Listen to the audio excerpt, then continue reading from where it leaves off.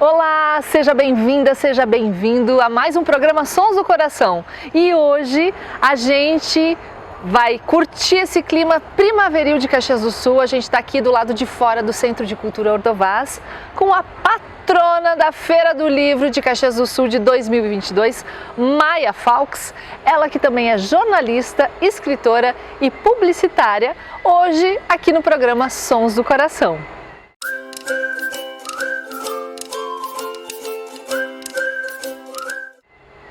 Bem-vinda, Maia! Muito obrigada por me receber. É sempre uma honra estar contigo. A gente que agradece. Público, né? Que é sempre muito bacana poder conversar com as pessoas e reforçar o convite para a Feira do Livro. Que legal, né, Maia? E esse cenário nosso, hein? Gostou? Maravilhoso. Tá uma delícia. Calor que tá hoje, tá lindo. Tá um dia lindo, tá muito bom aqui.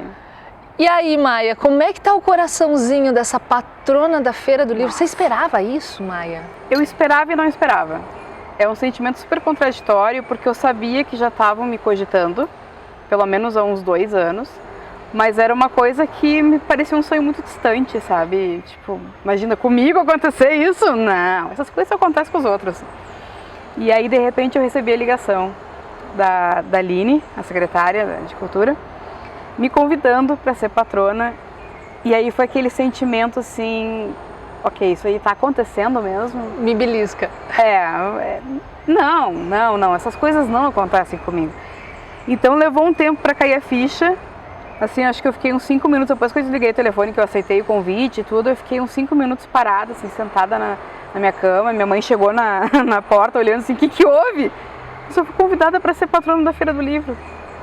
E ela, pai, tu não tá feliz? Eu disse, tô! Só que eu precisava ali de uns minutos pra ficha cair, sabe? E, nossa, e desde então eu me entreguei de corpo e alma, porque é uma realização que eu não tinha noção real do quanto isso significava pra mim. Agora eu tenho.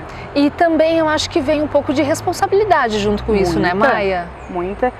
Eu assumi o patronato como realmente uma ferramenta de divulgação, de compartilhamento de ideias, então eu tenho participado ativamente da construção da feira. Tem coisas que eu não participo, né, que realmente é da organização, mas eu levei, por exemplo, para a biblioteca uma lista de sugestões de mesas, de convidados, de atividades.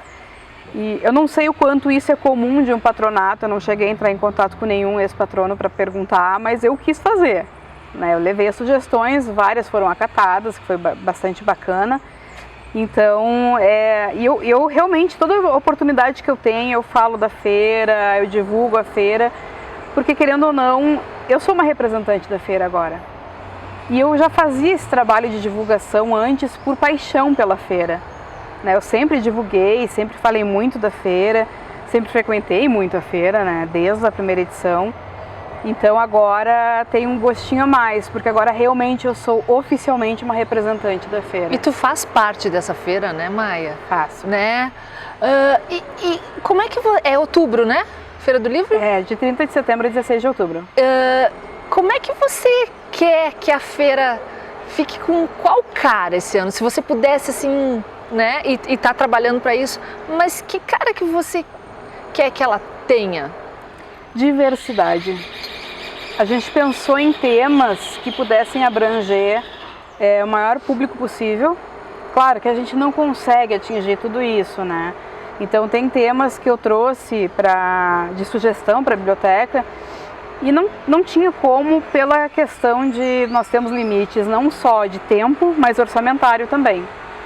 Mas eu plantei a semente. Disse, gente, então tá, não dá pra gente trabalhar esse tema agora, mas quem sabe no futuro a gente traz essa temática também pra dentro da feira. Que temas que tu quer trazer pra roda? Nós estamos falando de saúde mental, direito básico à cultura, então eu trouxe convidamos um advogado que vai falar de direitos humanos e direito à cultura. Está sendo trazido também questão da produção feminina, não só na literatura, mas nas artes em geral. E um dos temas que eu não consegui trazer esse ano, mas que eu plantei a semente, quem sabe, para os próximos anos, é a literatura indígena. Que legal, que nunca foi trabalhado muito a fundo, né? Já tivemos algumas coisinhas, assim, mas porque aqui no Rio Grande do Sul a literatura indígena não tem uma entrada muito grande. É mais, vai pegar aquela região amazônica, né? Manaus tem bastante, mas está crescendo, graças a Deus está crescendo. Acho que é uma coisa que os autores indígenas têm aí um potencial imenso para daqui a pouco estar figurando nos grandes prêmios também, que eu acho ótimo porque a literatura é de todos, né? Maia, conta pra gente como é que começou essa tua vida na literatura, nos livros, você é escritora também, trouxe tuas obras aí. Como é que foi essa entrada? Tem onde situar ela na tua linha do tempo, assim, ou...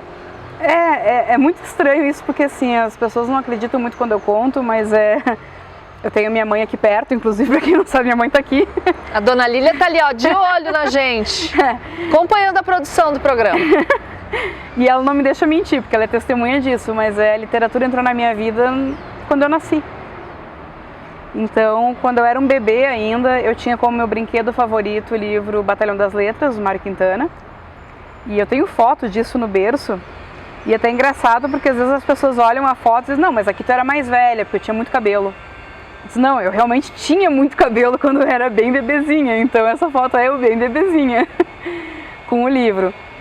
E eu criava muitas histórias em cima das ilustrações. Quem gostava de ler na tua casa? Todo mundo. Meus pais eram bons leitores, a minha irmã devorava livros. Hoje em dia, meu pai é um devorador que chega a dar medo até, porque ele termina um livro a cada 3 dias. Eu disse, eu não tenho biblioteca suficiente para tudo isso. A mãe está lendo menos, mas ela lê também. E a minha irmã teve que dar uma diminuída por causa dos filhos, né? Aquela coisa toda de cansaço e tal. Mas, por exemplo, a minha sobrinha, ela tem 14 anos e cada vez que eu encontro ela, que é frequente, muito frequente, ela está num livro novo. Então ela virou uma devoradora de livros. Então é uma coisa bem de família mesmo. Isso te influenciou muito? Com certeza, com certeza. Até porque, por exemplo, se não fosse iniciativa dos meus pais, não teria o livro Batalhão das Letras na minha mão quando eu era bebê. E conforme eu fui crescendo, a minha irmã é 5 anos mais velha.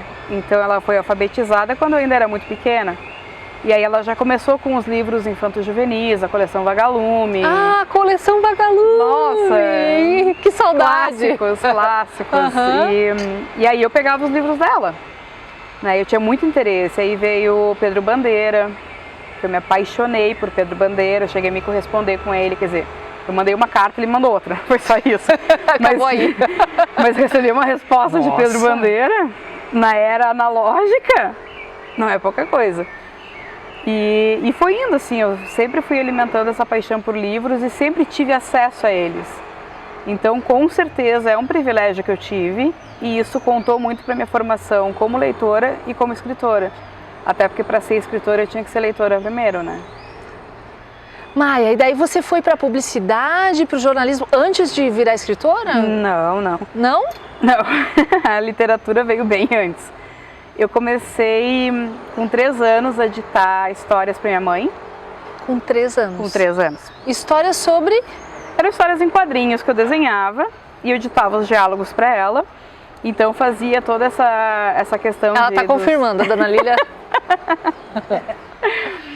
Os diálogos, eu me inspirava muito em Turma da Mônica, que eu era uma consumidora de gibi que, nossa, eu tenho até hoje ainda vários gibis guardados. E depois, com 7 anos, eu escrevi o que seria o meu primeiro romance, mas, né, entre aspas, porque é pequenininho. Mas eu tinha 7 anos também, né, vamos se respeitar. E se chamava Amor Eterno, e era inspirado em Mônica e Cebolinha. Aí até eu encontrei um caderno antigo onde está, inclusive, essa história. E aí eu até brinquei nas redes sociais que o pessoal faz aqueles chip, né, dos casais, juntando os nomes. E tava lá um desenho meu com a Mônica e a Cebolinha e eu botei Cebônica. Eu comecei muito antes de todo mundo. Isso aqui era década de 80. Nossa! E depois, com 10 anos, eu escrevi um romance policial chamado A Vingança. Eu tenho ele com 10 anos.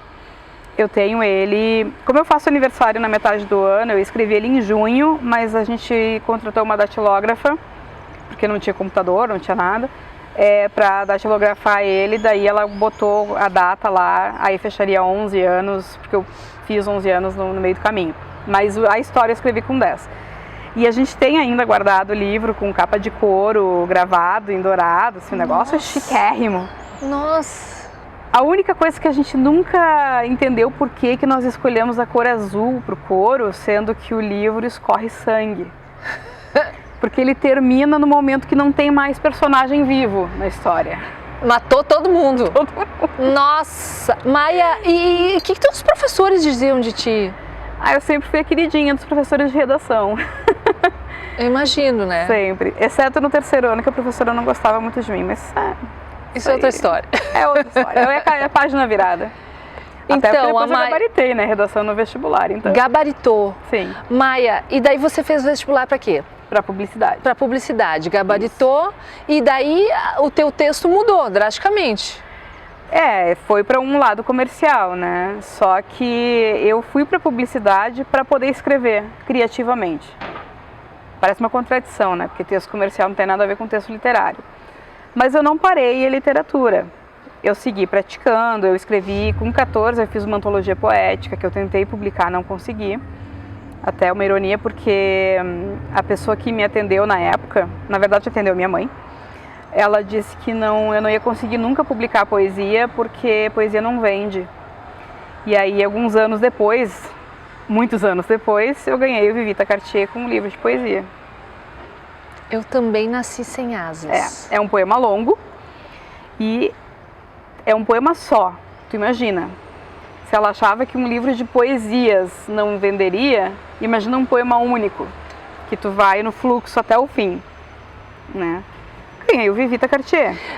Maia, vamos situar o pessoal. Vivita Cartier é o maior prêmio de literatura de Caxias do Sul? Isso. A gente pode dizer isso? Isso. Uhum. Que a Vivita Cartier foi uma poeta que ela escolheu criúva para terminar os últimos anos de vida. Conta um pouquinho, vamos resgatar um pouquinho da biografia dela. Então, a Vivita, ela foi uma poeta que ela era mais focada, isso que eu acho interessante, ela era mais focada em marchinhas de carnaval. E esse que era o grande destaque, porque ela era uma mulher muito jovem. Ela era de Porto Alegre? Não. Mas era gaúcha, né? Sim. Era gaúcha. Sim. E ela veio pra cá por conta da saúde dela, que ela tinha saúde muito frágil. Tuberculose, né? E aí ela se estabeleceu em Criúva, que foi onde ela escolheu viver mesmo esse final de vida. Mas ela foi uma mulher numa época em que mulheres praticamente não assinavam seu trabalho, porque não podia. E ela fazia marchinha de carnaval, imagina. Nossa. Uma coisa que não tinha mulher fazendo naquela época. Esse foi o grande destaque dela, o grande diferencial, porque ela tem pouquíssima obra publicada. Né? Ela é quase nada, assim, se for considerar o histórico dela, por isso que ela é tão desconhecida também. Porque ela não tem um volume de publicação. Mas ela conseguiu se tornar histórica, tanto é que ela virou o nome do maior prêmio que a gente tem. Então, hoje a gente tem o concurso literário da prefeitura, ele é o prêmio Vivita Cartier, que é o maior prêmio, que é para livro publicado, e depois tem os prêmios para contos, crônicas e poesias não publicados. Concurso literário. Daí é inéditos. Quantos desses tu abocanhou dos concursos literários? Assim, só pra gente ter uma ideia. Olha, alguns. Eu perdi a conta dos da prefeitura e da Academia Caxiense de Letras, mas no total eu tô com 23. Prêmios. Eu parei de participar. Em crônica, né? em vários estilos? Crônica, conto, poesia, tudo que é estilo. Como é que brota a tua escrita, Maia? Em tudo. Até isso foi uma coisa que eu fiquei muito emocionada quando eu soube do tema da feira, que é tudo a leitura, porque é uma defesa que eu tenho em relação à produção literária, é que tudo, absolutamente tudo com que a gente se depara pode virar uma história. Então, tudo é leitura. A gente está lendo o mundo o tempo inteiro. Eu posso estar vendo aqui uma florzinha e olhar para ela e, nossa, isso aqui daria uma história muito bonita acontecendo num jardim. Eu fui premiada com uma crônica que era sobre uma florzinha que nasceu no meio das pedras da calçada. E foi uma situação que, assim, a situação que está na crônica, obviamente, é ficcional, mas um dia passando na rua eu reparei numa florzinha que estava escapando um pouco do canteiro. Mas olha só, tem uma florzinha ali. E isso já me deu a ideia. E aí tem um vizinho nosso que tem uns cachorros e tem um cachorro que é boêmio. Ele foge de casa de noite para curtir a noitada e volta para casa. E aí esse cachorro já me inspirou outra crônica que também foi premiada junto com essa. E é assim, são as pequenas coisas, sabe? A gente não precisa ter um grande acontecimento para ter uma grande história. A gente precisa prestar atenção nessas pequenas coisas e transformar isso numa grande história. Tudo é história, tudo é leitura. Que legal, Maia. Eu acho que é isso mesmo. E me conta um pouco da história da tua vida, porque a Maia já tem alguns capítulos teus que tu te coloca nas redes sociais, com essa questão de saúde mental, né, Maia? Como é que é isso para ti? Como é que é se abrir? Como é que é ter esse respaldo, esse feedback das pessoas? Porque a saúde mental ainda é algo... É tabu, né? É algo, ai, não, eu não, comigo não. Isso está longe de mim. Mal sabem as pessoas, né? A depressão, por exemplo, é uma epidemia. Mundial. E brasileira, né, Maia? Muito grande. E não estou nem falando do período da pandemia, onde isso aumentou muito. Eu falo já desde antes.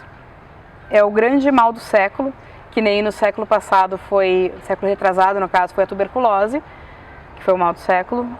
A depressão entrou como mal do século no século 20 e entra no 21 com certeza ainda como... Bom, o suicídio é a terceira maior causa de morte no mundo. A gente está entrando no Setembro Amarelo também, né? Estamos aí. Olha ali, ó, sem querer a gente está tocando nesse assunto. Então assim, eu sempre fui a esquisita, né? Então... Só que eu tinha muito aquela coisa assim da sensibilidade artística, de escrever poesia. Esquisita por quê? Eu era diferente dos meus colegas, eu tinha outras ambições. E também estético, né? Porque eu não sou obesa agora, eu sempre fui. Eu era bem menor. Mas adolescente é cruel, né? Adolescência é cruel. Então assim, se é uma pessoa acima do peso, uma menina acima do peso, porque eu tive uma das turmas que eu passei, eu tinha um colega que era, sei lá, 6, 7 vezes maior que eu. Ele era rejeitado também, mas ele não sofria as humilhações que eu sofria. Eu passava por situações de violência, inclusive física. Eu apanhei no colégio por ser gorda. E essas coisas vão se somando, então eu já tinha aquela coisa de ser extremamente sensível, de querer pertencer, de querer fazer parte, não conseguir integrar a turma. Eu sempre tive excelente oratória, eu sempre fui uma aluna nota 10. Sem estudar, porque eu prestava muita atenção em aula, então as coisas se complementavam. Eu era aluna nerd, que os professores adoravam, porque eu sempre sabia responder as perguntas. E isso foi se somando. Durante muitos anos a gente acreditava em casa que eu só era muito sensível a tudo que eu estava enfrentando. Não se pensava num transtorno, numa questão de saúde mental. E isso foi mudar quando a minha irmã estudou psicologia. E aí ela um dia puxou minha mãe de lado e disse, olha, eu acho que de repente a coisa não é tão simples. E foi só aí que a gente foi começar a procurar, tentar descobrir o que estava acontecendo. Isso tu tinha quantos anos, Maia? Isso eu já tinha 20 alguma coisa, 20 lá vai pedrada. Demorou bastante para a gente começar a perceber que tinha alguma coisa errada. Errada não, né? Porque não é errado, é só diferente das outras pessoas. E aí eu comecei a tentar entender o que estava acontecendo e o diagnóstico ele é muito demorado, ele é tentativa e erro. Porque não existe um exame de sangue, um raio-x que vai detectar um transtorno. Então nisso se passa diagnóstico, troca de psiquiatra porque não deu certo, troca 1 milhão de medicações e hoje então, eu tenho como diagnóstico a bipolaridade, que é uma coisa que é bem latente, assim, para mim é bem evidente. Só que existem vários níveis de bipolaridade, cada bipolar age de uma maneira diferente. Então, a minha grande luta hoje é também para quebrar o estigma, em primeiro lugar, né, da loucura. Não, eu não sou louca, não saio por aí fazendo coisas horríveis, não tem nada a ver com isso. E outra que cada pessoa é diferente da outra, tanto nos transtornos quanto sem transtornos. Cada um é um. Então tu não pode julgar um pelo todo, ou todo por um. Cada um é diferente. E tem também a questão de eu abrir publicamente isso, eu considero uma questão de responsabilidade. Eu sou uma pessoa pública, embora não seja extremamente famosa, tem muita gente que me procura por causa dos livros, da literatura. Então eu acho que é uma questão de responsabilidade com o meu público, Em primeiro lugar, porque eu tenho meus períodos de crise, que eu acabo ficando mais reclusa ou sendo mais pessimista, mais para baixo. E eu deixo muito claro para as pessoas, isso é químico, isso é o meu cérebro que está dando tilt. Não sou eu. Eu sou uma pessoa extremamente otimista, sou alegre, sou piadista, faço as pessoas rirem. E isso é uma questão da patologia, não da minha personalidade. E a patologia tem as crises, elas passam e eu continuo. E é interessante porque isso também aproximou muita gente que não sabia de si, né? Tinha suas questões e não entendia o que estava acontecendo. E a partir dos meus relatos, dos meus depoimentos, passou a se entender melhor, a procurar ajuda. E isso para mim é muito importante, procurar ajuda, aliviar o sofrimento. A gente não tem por que ficar sofrendo se existem tratamentos, né? Não tem necessidade. E é muito bonito porque já aconteceu várias vezes de pessoas me procurarem para contar que desistiram do suicídio por causa de alguma coisa que eu falei. Isso não tem preço. Isso não tem preço. Uau, Maia! Várias vezes, não foi só uma. E é muito emocionante isso. Porque é que nem eu dei uma entrevista para uma revista recentemente e até botaram em destaque um trecho que eu falei assim, não necessariamente isso vai vender livros, mas o que é vender livros perto de salvar vidas? É claro que eu quero vender meus livros, é óbvio, eu escrevo para isso, para chegar nas pessoas. Eu preciso que meus livros vendam, eu não posso dar de graça, infelizmente tem custo. É o teu trabalho, né, Maia? É trabalho, com certeza. E eu quero que meus livros cheguem nas pessoas, mas ao mesmo tempo é tão grandioso tu saber que está ajudando as pessoas na vida delas. Que perfil é esse desse público que tu alcança com essas coisas de salvar vidas? Não estou falando dos teus leitores, estou falando dessas pessoas que realmente tu toca na alma lá. Sabe que é um público muito jovem. Porque é uma questão difícil de falar de suicídio, e o suicídio a gente já gravou vários programas aqui na adolescência e na juventude, eles estão tendo índice, e tu consegue chegar. Qual é a chave, Maia? Ser sincera, ser transparente, falar a verdade, não ter rodeios. Sim, eu tenho um transtorno psiquiátrico, sim, eu faço tratamento, eu frequento CAPS, eu faço arte terapia, eu tomo medicação, eu Tu já tentou se suicidar? Não. Eu já errei a dose de remédio, já parei no hospital, já fiz lavagem estomacal, mas tentativa concreta eu nunca tive, porque eu tenho uma coisa que para mim também é um privilégio, que infelizmente não é todo mundo que tem, que é apoio da família. A minha família entende o que eu passo, a minha família me apoia, a minha família está do meu lado, e a minha mãe já evitou a internação minha, porque ela não sai do meu lado mesmo. E o apoio familiar faz uma diferença imensa, porque me faz eu me sentir parte. Eu não me sinto deslocada do mundo, eu não me sinto sozinha. E a solidão é um problema, porque é na solidão que todos os fantasmas nos cercam. Então esse apoio familiar me permitiu que eu não me tornasse de fato uma suicida. Eu já tive ideação, tenho inclusive com muita frequência, mas eu tenho esse braço que me estende. E muita gente não tem. Muitas famílias não compreendem. E aí acontece muita questão de jovens que estão ali na beira do suicídio, que a família acha que é frescura, que é rebeldia, que é mimimi. Que adolescente não tem isso. Exatamente. E aquela pessoa está ali em sofrimento e sem acolhimento. E aí? Para onde ela vai fugir? Ela vai sair da vida. E isso foi uma coisa que nunca me faltou. Acolhimento. Isso fez a diferença para eu estar aqui hoje falando abertamente e tendo, sim, orgulho de nunca ter efetivamente tentado, por ter esse suporte. E eu sou muito favorável, eu sou partidária da questão da saúde mental. Eu fui numa reunião até com o Conselho de Psicologia para falar das questões de como o CAPS é tratado, a falta de verba no CAPS, né, que acaba faltando profissionais de saúde mental para atender os pacientes, porque atende tudo que é tipo de paciente. E existem dezenas de doenças mentais e níveis de doença mental. E saúde mental é para todo mundo, né, Maia? Não é... Ninguém está livre de ter uma crise de pânico. E quando começou a pandemia, eu escrevi nas minhas redes sociais, se preparem que vai ter muita gente que vai ter a sua primeira depressão. Dito e feito. O índice de suicídio aumentou, o índice de depressão aumentou, o número de pacientes no CAPS triplicou. Isso que nós estamos falando de uma instituição que pouca gente conhece e pouca gente procura. Se triplicou o número de pacientes a ponto de terem que abrir uma segunda unidade, tu imagina? Imagina quantas pessoas que ainda não foram pedir ajuda. Exatamente. Esse é o perigo maior, né? Que é o estigma. Por exemplo, eu quando eu era adolescente, se alguém me falasse, tu é bipolar, eu ia ficar muito braba. Porque as pessoas iam me tratar pior ainda. Porque daí eu ia ser a louca. Aliás, eu já era, me chamavam de louca porque eu escrevia. Se eu tivesse de fato um diagnóstico naquela época, primeiro que ia me dar um tratamento e me ajudar. Mas dentro da escola eu ia sofrer. Por isso que a gente tem que quebrar o estigma e o tabu. As pessoas não podem sofrer preconceito porque elas têm uma doença. Ninguém tem preconceito contra quem tem outras doenças físicas. Ninguém tem preconceito contra quem tem câncer, por exemplo. A gente acolhe, tem que acolher. Por que a doença mental não?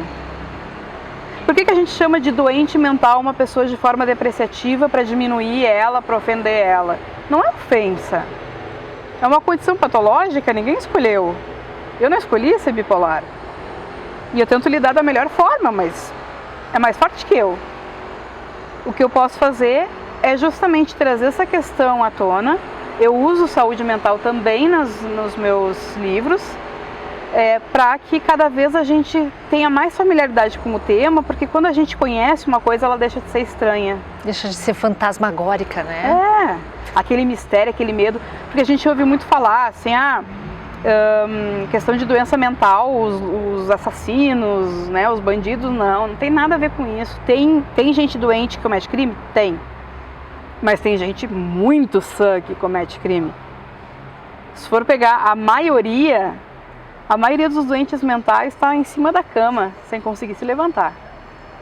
A maioria está delirando, está sendo excluído pela família, sendo excluído pelos amigos, sendo demitido do emprego, não está cometendo crime, não está agredindo ninguém, não está cometendo nenhum tipo de delito ou ofensa, qualquer coisa do tipo. E a gente está falando de uma parte muito grande da população, né, Maia? Grande. Não é 5%, não é 10%. Não. Tem estudos enfim, que tu deve ter mais números que eu até. O último relato que a gente tinha é que a Organização Mundial da Saúde falava que 30% da população ou teve, ou tem, ou terá alguma crise de ansiedade, por exemplo. Eu acho que é muito mais. Ao longo da vida, né? Eu diria que é muito mais. Então a gente está falando de uma parcela muito grande da população e um assunto que ainda é meio botado embaixo do tapete, né? E é puro preconceito. Maia, e como é que a arte para ti funciona no meio disso tudo? Porque a arte é um troço louco demais também, e mágico, e nos eleva e nos tira desse... Como é que é para ti a arte? Como é que essas coisas se cruzam na tua arte? A arte, ela é uma ferramenta terapêutica muito poderosa. E na arte muita gente consegue se expressar e botar para fora os seus fantasmas. Mas uma coisa que quando eu comecei a falar abertamente dos meus problemas, eu me questionei se eu deveria fazer isso em relação à minha carreira literária ou não. Por quê? O meu trabalho literário não é terapêutico. Ele não é uma terapia que eu estou fazendo. Ele é meu trabalho. Então, eu trago essas questões porque eu tenho conhecimento deles. Mas nem todos os meus livros têm essas questões. Nem todos os livros têm alguma coisa que eu tenha conhecimento. Tem muita coisa que eu pesquiso, que eu preciso pesquisar para conseguir colocar ali. Talvez essa sensibilidade que eu tenho, que eu não sei se é de artista ou se é de bipolar, me facilite internalizar o personagem e criar uma história mais realista. Né? Trazer esse personagem de uma forma que parece que eu estou realmente desabafando, que é uma coisa minha, e não é. Então, assim, eu gosto de deixar bem claro que, assim, existem pessoas que usam a arte como uma terapia, que é muito válido, mas existe a arte como trabalho. Então, assim, eu desenho como terapia, eu pinto como terapia. Eu não sou pintora, eu não sou desenhista, fiz ilustrações, inclusive a capa do Santuário é uma ilustração minha, né? É um linda, fragmento. Aqui dentro do livro tem várias ilustrações minhas. O livro que eu vou lançar na feira, que é o Pátria, a capa também é uma ilustração minha, mas eu não me considero uma ilustradora. Para mim, a ilustração está na minha vida de forma terapêutica. Isso sim. A escrita não. O que eu escrevo de forma mais terapêutica é uma espécie de um diário que não é um diário, mas é quando eu quero colocar alguma coisa minha para fora, é ali que eu boto. Nos meus livros é um trabalho de pesquisa, é um trabalho de desenvolvimento de personagem, desenvolvimento de cenário, envolve toda uma questão muito mais técnica, né, essa parte de construção do esqueleto de um romance, para depois colocar a parte mais sentimental, que é uma internalização que eu faço, mas não tem a ver com a minha terapia enquanto bipolar. Mas eu sou muito defensora da arte como uma forma de expressão para pessoas em sofrimento, que elas usem a arte como um escape, porque é valiosíssimo, assim, dá uma ajuda grande. E é interessante pensar, mas assim, o número de artistas que possuem algum transtorno também é muito alto. Eu acho que os transtornos nos dão essa sensibilidade extra, né? Mas não necessariamente uma coisa está conectada à outra. Dá para ser artista sem ter nenhum transtorno e dá para ter transtorno sem ser artista. Mas é difícil ser artista sem sensibilidade, né, mãe? Ah, não tem como. Dessa coisa que você fala de olhar, de ter esse olhar apurado, aberto para o mundo, né? Também para ler o mundo de um jeito diferente, isso é muito legal. É, que a arte exige criatividade, né? A criatividade, ela pode ser tanto uma coisa que a gente nasce criativo e vai exercitando até se tornar bastante criativo para exercer a arte, ou é uma coisa realmente que a gente constrói ao longo da vida, né? Eu não acredito em talento natural, porque eu acreditava muito, eu defendia, não, é meu talento natural ser escritora. Poxa, mas eu trabalhei tanto para chegar até aqui, não é talento natural, é trabalho. Eu li tanto, eu tenho uma bagagem tão grande, né? Exatamente, então é trabalho, eu tenho facilidade? Tenho, senão eu não teria me apaixonado. Mas é muito fruto de trabalho, de pesquisa, de correr atrás, de tentar aprender, tentativa e erro também. Escrever um monte de coisa horrível para escrever uma boa, sabe? Então assim, a criatividade, ela exige a sensibilidade dessa percepção de mundo, mas isso não está necessariamente conectado à saúde mental. Acho que também a gente tem que saber separar as coisas para também não confundir, achar que todo artista é doente ou todo doente é artista, não tem nada a ver uma coisa com a outra. Com certeza. Vamos falar um pouco dessa tua vasta obra. Maia, tu tá com 40 anos, é isso? 40. Uhum. Nossa, quantos livros já publicados? 10. Isso é bastante, né? Para uma escritora da tua idade também. Mulher no Brasil. A gente ainda está galgando alguns espaços, né? E no interior do Rio Grande do Sul, muito longe dos grandes centros. Porque como eu cresci na era analógica, eu não tinha acesso ao que estava acontecendo no centro do país. Eu não tinha acesso nem ao que estava acontecendo em Porto Alegre, que é aqui do lado, imagina. E aqui em Caxias eu não conhecia muita gente que trabalhasse com literatura. Na verdade, na época que eu comecei a trabalhar com literatura, que eu digo começar a escrever mais a sério mesmo, que foi lá com 10 anos, eu só conhecia o Pozenato por uma questão do Quatrilho, que virou filme, que foi concorrer ao Oscar. Então foi uma coisa que foi muito trabalhada na escola, tudo, né? Mas eu não tinha muito acesso a isso, eu lia muita literatura estrangeira também. A gente não ouvia falar muito em oficinas literárias, né, Maia? Nada. Há 30 anos atrás, não? Nada. Nada, até porque eu fiz na minha pré-adolescência, infância ali, eu fiz curso de teclado, toquei numa orquestra, eu fiz um curso de desenho que eu durei mais ou menos 1 mês e pouco, 2 meses, porque era muito frio. O local era muito frio e aí eu ia desenhar e aquilo lá me arrepiava toda, eu não conseguia. Nossa! E eu toquei na orquestra, eu cantei no coro da UX, então... Eu assim, também! Sério? Então assim, eu tive acesso a muita coisa de oficinas, de cursos, então com certeza se existisse alguma oficina de escrita naquela época, eu teria feito. Não tenho dúvida disso. E não tinha. Então, não tinha mesmo. Eu não tinha acesso a nada disso, eu não conhecia nada disso. Então, até quando eu recebi a primeira porta na cara, de verdade, assim, que foi com 14 anos, a gente foi nas editoras que tinham aqui em Caxias, tinha o Maneco, tinha a UX, e acho que tinha mais uma, que agora eu não me lembro, porque também eu tinha 14, eu tô com 40, faz tempinho, né? E depois, em 2007, eu fui a Porto Alegre, com o Depois de Tudo, que foi meu primeiro livro publicado, que é esse aqui. Esse aqui eu escrevi no começo de 2007. E eu fui a Porto Alegre atrás de uma editora. Eu andei Porto Alegre inteira, não literalmente, obviamente, porque Porto Alegre é um pouquinho grande, mas eu fui em várias editoras lá e eu fui aprovada por uma. E aí eu fiquei assim, nossa, fui aprovada. Só que era autopublicação, eu não entendia nada disso, eu não sabia como é que funcionava. E aí me passaram um valor que era totalmente inacessível. Só que eu trabalhei numa agência de publicidade em que a gente fazia muita proposta de patrocínio para as festas regionais e eu sabia como fazer porque era eu que fazia, né? Então eu construí uma proposta de patrocínio para o Depois de Tudo e comecei a tentar contato com a editora para eles darem o aval para eu poder começar a mandar para empresas e tal. Eu nem sabia como fazer essa parte, eu só sabia fazer os textos, né? E a editora sumiu, evaporou. Foi um negócio assim absurdo. Eu fiquei sem notícia nenhuma, eu mandava e-mail, voltava, eu ligava e dava telefone desligado, desapareceu. Nossa. Aí eu frustrei, né? Daí eu fui batalhando, tentei mais algumas vezes para editoras grandes, né? Que era só o que eu conhecia, eu não tinha acesso a mais nada. Então eu mandava para aquelas grandes editoras que tu não entra só mandando um original. Não entrei, obviamente, não entrei em nenhuma. E aí quando começaram as redes sociais, que eu comecei assim, eu já tinha o Orkut na época, mas no Orkut eu não tinha esse acesso. Quando começou o Facebook, aí eu descobri essa editora, que é a Autografia, que foi a minha primeira publicação.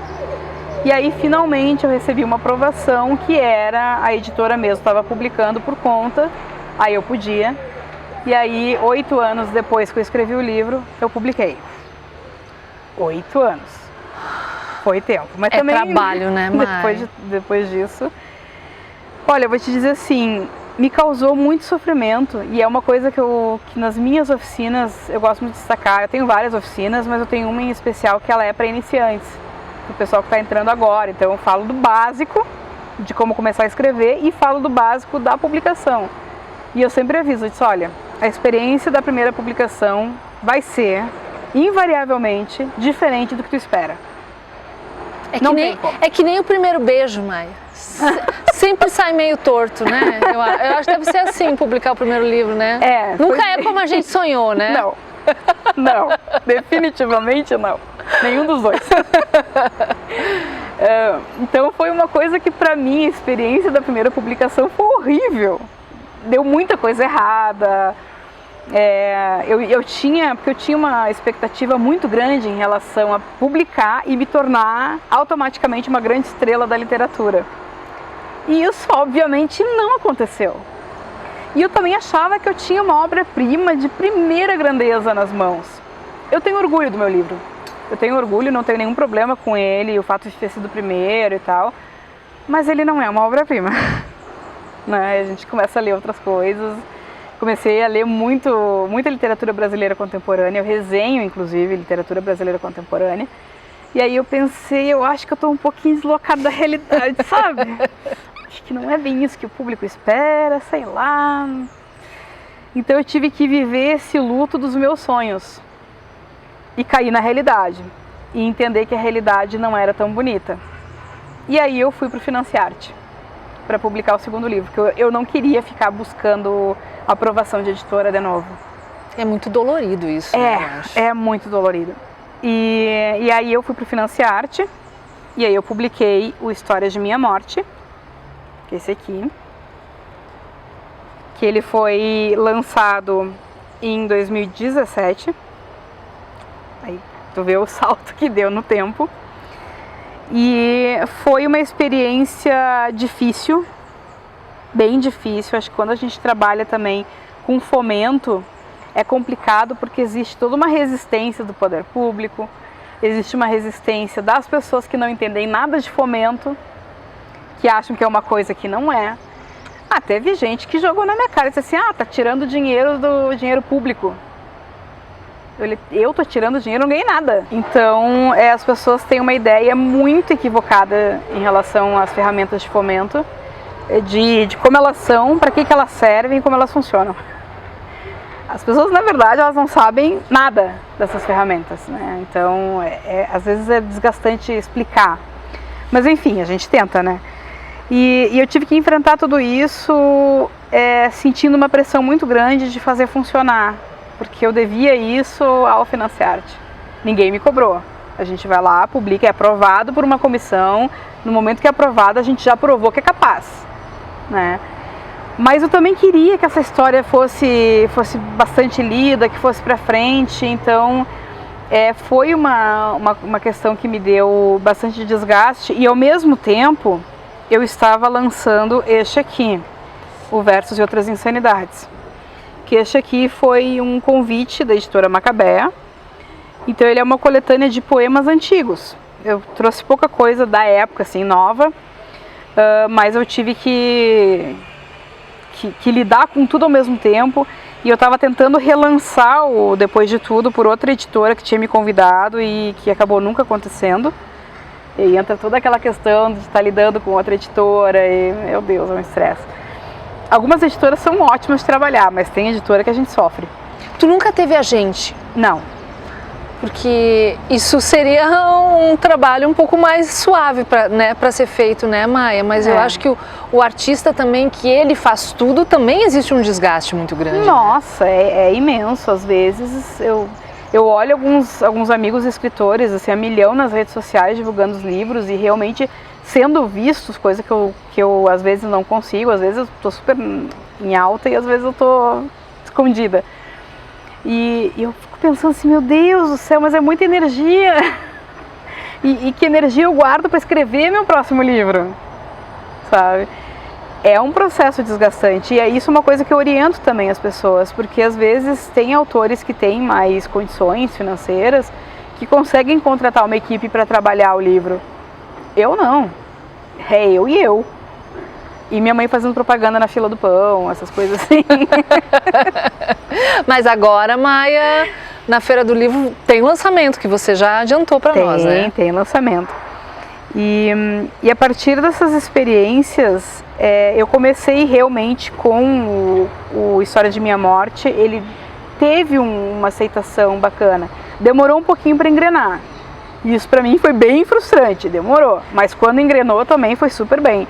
Em 2020, foi 3 anos depois que eu tinha lançado, foi um ano que eu vendi muito o Histórias. E aí entra a parte que eu sempre comento em tom de brincadeira, mas é realidade. Eu vendo mais para Manaus do que para Caxias. Uau! Maia, e vender livros na era digital que a gente tá, também é um troço que vai meio na contramão, né? Mas ao mesmo tempo, para mim, foi um salvador. Sabe, que quando eu comecei a construir público no Facebook, por exemplo, e agora eu faço o mesmo no Instagram, foi o momento em que eu comecei a ser vista fora daqui. Tanto que, não muito depois, eu fui aprovada sem dificuldade nenhuma pela Patois, São Paulo, Poemas para Ler no Front, que é um livro de poemas de guerra, né, ele é só sobre guerra. São vários tipos de guerras cotidianas, guerras declaradas, enfim, eu trato de diversos temas. Numa editora de São Paulo. Isso. E aí eu fui convidada para fazer o lançamento lá. E disse, vou para São Paulo, com que dinheiro? Aí o editor me convidou publicamente no meu Facebook para eu ir para fazer o lançamento lá. E disse, olha, obrigada, mas não dá, eu não tenho condições. E nisso começou meu inbox, assim, não parava. E gente, não, tu vai. Eu disse, como? Daqui a pouco uma me liga, me dá teus documentos aí. Me dá teu CPF, teu RG. Aí eu fui passando, dali a pouco ela me manda um e-mail com passagem de ida e volta. Quem? Uma amiga de São Paulo, Rio, agora não me lembro onde ela mora. Uma leitora. Aí dali a pouco outra me liga e diz, olha só, meu cunhado é Uber. Me dá o teu telefone, ela estava me ligando num celular, eu tinha o WhatsApp no outro. Me dá o teu telefone do WhatsApp que ele vai fazer contato contigo para combinar direitinho de te pegar no aeroporto, te largar na editora e ele vai te levar onde tu quiser ir. Uau! Como assim? E aí ela me deu o contato dele, ele me ligou uns 3 dias antes de eu ir para São Paulo para combinar tudo, os endereços todos. Cheguei no aeroporto, ele estava na porta me esperando. E ele foi me buscar na editora, depois me largou na porta do aeroporto, lá em Guarulhos. Se eu fosse pegar um Uber pago da editora na Vila Madalena até Guarulhos... E como é que foi estar lá, Maia? Foi mágico. Foi foi incrível porque assim, a Patois é uma editora muito bem conceituada, é das pequenas, né, mas muito bem conceituada, e eles têm lá um bar, a Patuscada, lá em São Paulo, que é um lugar que reúne muitos artistas toda hora, e esses lançamentos, era o meu lançamento e mais alguns outros lançamentos acontecendo do aniversário da Patuscada, da Patois. Então ele convidou todos os autores da editora, leitores, juntou muita gente. Então eu cheguei lá e conheci uma galera que eu só conhecia na internet. Muitos autores que eu admiro pra caramba. E aí deu coincidência que eu sentei numa mesa, a gente teve que dividir mesas, porque ficou muita gente. E eu dividi mesa com outro escritor, o Thiago Medeiros, de Caruaru, no Pernambuco. E a gente conversou e nos tornamos grandes amigos. E foi uma experiência linda, cultural. Porque aí foram as pessoas que foram lá por causa dele, as pessoas que foram por minha causa, e juntou todo mundo. Uau! E foi gigante, assim, ver autores que eu leio, que eu admiro indo lá no meu lançamento, sabe? Era inacreditável. Dali a pouco o pessoal falou, fulano tá aqui, meu Deus! Fulano tá aqui, meu Deus! E olha que eu não saí da minha mesa, assim, eu não saí muito dali, porque eu tinha sofrido um acidente doméstico naquela semana. Eu tava com um curativo enorme na cabeça, eu caí em casa, porque tinha chovido na segunda-feira. Eu escorreguei, correndo para a área de serviço, bati com a cabeça no marco da porta e tive que fazer pontos na cabeça. Quase não fui a São Paulo. Nossa, Maia. Então eu tava com aquele curativo gigantesco e até foi interessante, porque eu tava na frente da Patuscada, fotografando a fachada, porque né, tinha que botar no Instagram, claro. Dali a pouco vem uma voz assim, oi Maia! E eu olhei para trás, era a Débora Dornelas, que tinha recém ganho o prêmio Casa das Américas, com o livro dela, o Por Cima do Mar. Baita livro, inclusive. E eu olhei pra trás, reconheci ela, obviamente. Abracei ela e disse, mas como é que me reconheceu? Eu tava de costas. Eu, pelo curativo. Porque todo mundo sabia que eu tinha me acidentado, né? Então eu evitei me mexer muito, porque eu tava ainda com aquele curativão, aquela coisa. E foi uma experiência fantástica, porque eu fui para Guarulhos, foi o quê? Era meia-noite e pouco, 1h mais ou menos, e meu avião só saía à 1h. E aí várias pessoas insistindo, não, vem pra minha casa, vem pra minha casa. Eu digo, não gente, eu não vou me deslocar muito porque São Paulo é um pouquinho grande. Então, eu tenho o meu Uber que vai me levar, tá tudo bem, fiquem tranquilos, vou pro aeroporto, não conheço, imagino que não seja pequeno, né, que numa madrugada tenha coisa pra ver, né. Cheguei lá, é um monstro aquele lugar. E foi uma experiência muito, muito enriquecedora. Pra ter uma ideia, eu fiquei... acho que 2 horas mais ou menos, 1h e pouco, conversando com a moça da limpeza do banheiro. Que eu fui no banheiro, eu não podia fechar a porta, eu tava com um carrinho com os livros, então eu não podia fechar a porta. Mas era o quê? 4 e pouco da manhã, 5, então ninguém ia entrar, né? E aí entrou a moça da limpeza e me ofereceu um café e tal, e aí eu fiquei conversando com ela. E foi lindo. Foi uma experiência assim que... nossa, assim, ela me contou a vida dela, uma história de vida. Ela tinha sido moradora de rua. E a vida dela mudou quando ela entrou no aeroporto, ela comprou a casinha dela, ela e os filhos. Eu disse, nossa, olha a riqueza disso aqui. Tudo é personagem pra ti, né? Tudo. Não, e aí eu ia andando pelo aeroporto, e aí eu escolhia onde eu via que tinha gente, eu sentava perto. Porque a gente do mundo inteiro lá. Tem avião internacional chegando a madrugada inteira. Aí uma hora eu sentei do lado do guichezinho da polícia. Eu digo, vai que eu cochilo agora, eu vou ficar do lado da polícia.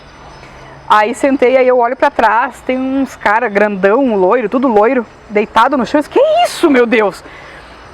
Eu não sei de onde eles eram, porque a língua não deu pra entender. Mas eram atletas, que estavam vindo pro Brasil, ou indo embora, não sei. Eles estavam tudo deitados no chão pra dormir, mas tinha ali uns conversando. E eu não faço ideia de que língua era. Mas era alguma coisa lá da Europa Ocidental, sei lá. Mas olha que interessante. Aí eu parava, sentava no lado das pessoas e as pessoas falando em línguas que eu não faço ideia de onde eram. Né, Maia? Muito legal. É muito legal. Maia, querida, quero saber, assim, pra gente finalizar o nosso papo, que tem história aqui pra contar, né, também. A tua dica de livro? Tá. Eu vou dar 2 dicas, tirando as que eu já falei aqui, né? Tirando teus livros, claro. Eu vou primeiro falar desse aqui, pois já não somos os mesmos. Eu publiquei pela Penalux, que é outra editora de São Paulo, de Guaratinguetá, eu acho que é. E esse livro eu lancei esse ano.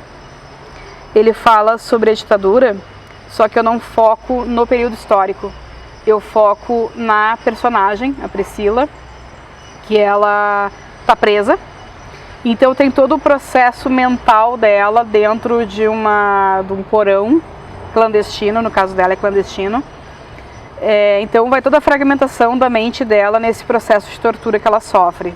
É um livro forte, pesado, mas eu só tenho recebido bons elogios. Eu não posso deixar de falar. Senão vai ficar o único que eu não mostrei. São teus babies, né? Eu sei. Aí um vai reclamar do outro. Este aqui, o Pedaços que Vejo no Espelho, ele tá esgotado. Eu tenho alguns exemplares só. Aliás, tem o Depois de Tudo também tá esgotado. E o Verso Outras Insanidades também. Uau! Só que esse aqui eu tenho ainda alguns exemplares. Ele é um poema longo também sobre a sexualidade, que é o espectro dentro da comunidade LGBTQIA+, que não sente atração sexual. Então tem os homossexuais, bissexuais, né, transexuais, e aí o assexual ele vai na contramão de todo mundo, só pra ser diferentão. Aí fala da experiência de assexualidade, né, do se sentir diferente, porque na fase que tá todo mundo procurando um parceiro, uma parceira, o assexual não entende nada do que tá acontecendo. Precisa? É isso que traz ali.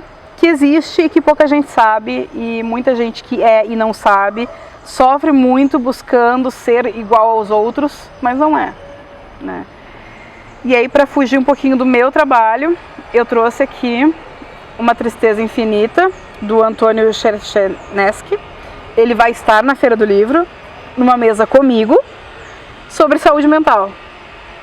Porque este livro dele é sobre isso, é sobre um psiquiatra que atende pessoas basicamente sobreviventes da Segunda Guerra Mundial. Se passa em 1953 numa vila na Suíça, num centro que acredita no tratamento psiquiátrico humanizado, que é quando começa a entrar em moda, digamos assim, a psicanálise. Então, da escuta, né? O poder da escuta. E esse psiquiatra, ele se questiona muito, nessa época ainda não existia o termo depressão, se usava melancolia. E eu achei assim, o trabalho do Antônio aqui é maravilhoso, é um livro fantástico. De onde ele é? Ele é gaúcho, mas ele mora em São Paulo. E vai estar na Feira do Livro. Vai estar na Feira do Livro, legal. dia 15 de outubro. Maia, você é uma ótima vendedora de livros, que eu fiquei com vontade de ler todos que você falou aqui. Ai, fico feliz. Tomara, oxalá, que a Feira do Livro de Caxias seja um pouco daquilo que você viveu lá em São Paulo, esse encontro de gente legal, tomara, essa troca. Tomara. É tão bonito quando isso acontece aqui na nossa cidade, assim, né? Sabe que tem uma coisa interessante também aqui, estão faltando 2 livros, né, nessa pilha, que um vai ser lançado na feira, que é o Pátria. O Pátria é um poema longo, todo rimado, que é uma desconstrução do hino. Eu questiono verso a verso do hino nacional, pela questão da história toda do Brasil, né? E tem um outro livro que ele é só digital, porque ele está concorrendo ao prêmio Kindle, então ele está disponível na Amazon, que é Escrevo para Contar um Segredo. É um livro bem curtinho, tem 62 páginas lá no Kindle. Eu dediquei minha sobrinha, porque ela foi a minha primeira leitora e ela se apaixonou pelo livro. E nesse livro eu trato de suicídio.